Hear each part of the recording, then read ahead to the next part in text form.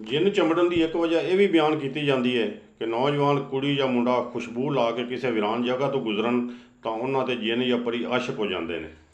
ਆਮਲ ਬਾਬੇ ਜਿੰਨ ਕੱਢਣ ਦਾ ਮੁਆਵਜ਼ਾ ਕਾਲਾ ਬੱਕਰਾ, ਦੇਗ ਦਾ ਰਾਸ਼ਨ ਜਾਂ ਨਗਦ ਪੈਸੇ ਮੰਗਦੇ ਨੇ ਕਿ ਅਸੀਂ ਆਪ ਬੱਕਰਾ ਜਾਂ ਰਾਸ਼ਨ ਖਰੀਦ ਕੇ ਜਿੰਨਾਂ ਨੂੰ ਦੇ ਦੇਵਾਂਗੇ। ਜੇ ਮਰੀਜ਼ ਠੀਕ ਹੋ ਜਾਵੇ ਤਾਂ ਆਮਲ ਬਾਬੇ ਦੀ ਬੱਲੇ ਬੱਲੇ, ਨਹੀਂ ਤਾਂ ਕਾਫਰ ਜਿੰਨ ਦਾ ਗਲਬਾ ਕਹਿ ਕੇ ਇਲਾਜ ਕਰਾਰ ਦੇ ਦਿੱਤਾ ਜਾਂਦਾ ਹੈ। ਸੇਬਜ਼ਦਾ ਮਰੀਜ਼ ਨੂੰ ਜਦੋਂ ਦੌਰਾ ਪੈਂਦਾ ਹੈ ਉਹ ਕਾਬੂ ਵਿੱਚ ਨਹੀਂ ਆਉਂਦਾ। ਇੰਜ ਲੱਗਦਾ ਹੈ ਜਿਵੇਂ ਉਹਦੀ ਜਿਸਮਾਨੀ ਤਾਕਤ ਵੱਧ ਗਈ ਹੈ।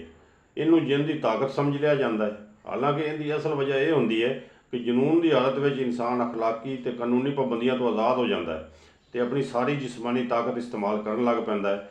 ਕੁਝ ਮਕਾਨ ਮਰੀਜ਼ ਵੀ ਹੁੰਦੇ ਨੇ ਜਿਨ੍ਹਾਂ ਨੂੰ ਕੋਈ ਬਿਮਾਰੀ ਨਹੀਂ ਹੁੰਦੀ। ਉਹਨਾਂ ਦੇ ਡਰਾਮੇ ਕਰਨ ਦਾ ਮਕਸਦ ਆਸ਼ਕ ਤੇ ਮਸ਼ੂਕ ਦੇ ਮਿਲਾਪ ਦਾ ਜਵਾਜ਼ ਬਣਾਉਣਾ ਹੁੰਦਾ ਹੈ।